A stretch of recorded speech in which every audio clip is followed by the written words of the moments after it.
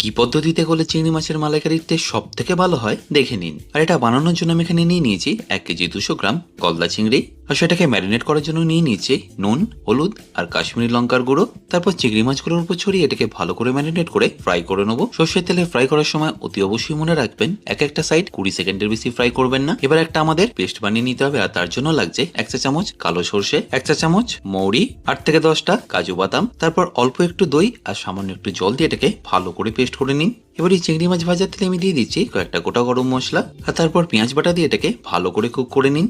আর পেঁয়াজটা ভালো করে ফ্রাই হয়ে গেলে এখানে দিয়ে দিন আদা রসুন বাটা, ঝালের জন্য কাঁচা লঙ্কা বাটা, রঙের জন্য সামান্য একটু হলুদ আর কাশ্মীরি লঙ্কার গুঁড়ো। এই সবকিছুকে একবার ভালো করে মিশিয়ে নিয়ে আমরা যে সর্ষের পেস্টটা বানিয়ে রেখেছিলাম সেটা এখানে দিয়ে দিতে হবে। আর অবশ্যই এখানে নুনটা দিতে ভুলবেন না। আর সবশেষে এখানে অ্যাড করতে হবে নারকেলের দুধ আর গরুর দুধ। তারপর চিংড়ি মাছটাকে দিয়ে একবার ভালো করে ফুটিয়ে নিন, আর ফোটানো হয়ে গেলে ফিনিশ করুন গরম মশলা আর ঘি দিয়ে।